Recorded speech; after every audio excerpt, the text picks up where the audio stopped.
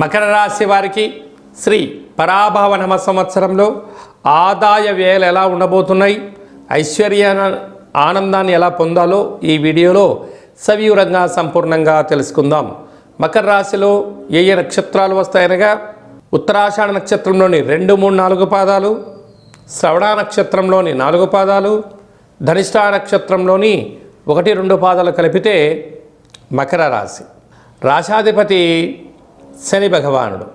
వీరికి ధనావాకు కుటుంబ స్థానంలో రాహు సంచారము చేయడం, ఒకవైపు వీరు మంచినీళ్ళను లాగా ధనాన్ని ఖర్చు పెట్టేటువంటి మనస్తత్వం కలిగిన వ్యక్తులు వీరు. అంటే వీరికి తల్లిదండ్రుల ద్వారా కానీ, గురువుల ద్వారా కానీ, పూర్వజన్మ సుకృతం ద్వారా కానీ అనంతమైన సంపద, ఆనందానికి, విలాస జీవితానికి వీరే కేంద్ర బిందువులు. కనుక ఈ సంవత్సరము వీరి యొక్క ఆదాయం 2, వ్యయం 8, అంటే -6లోకి రాబోతున్నారు. కనుక వీరు ఏం గుర్తుపెట్టుకోగలగాలి? స్వీయ నియంత్రణ, అనవసరమైన ఖర్చులు తగ్గించుకోవాలి. విందులని, వినోదాలని, ఆర్భాటాలకు వెళ్ళారా?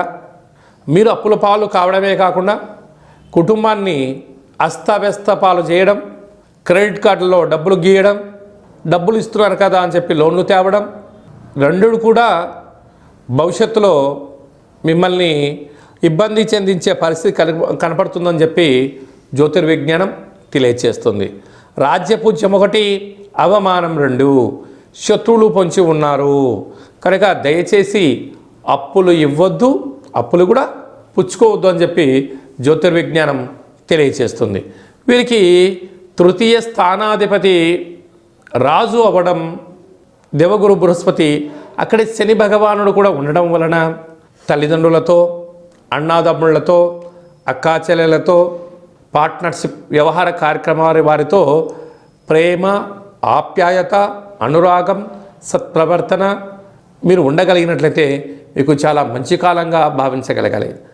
అర్ధాష్టమ రాశాధిపతి కుజుడు మంత్రివర్యులు అవ్వడం వలన ప్రభుత్వపు అధికారులతో ఎంతో సమన్వయం అవసరం.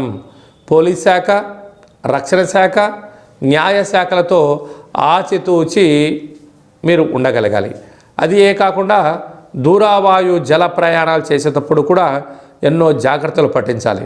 వీరు ఈ సంవత్సరము ఇటువంటి పరిస్థితుల్లో 6వ తారీఖు 2వ నెల 2027 పుష్యమాస అమావాస్య శనివారము శ్రవణ నక్షత్ర సందర్భంగా ఆ రోజు దూరావాయు జల ప్రయాణాలు పెట్టుకోవద్దు.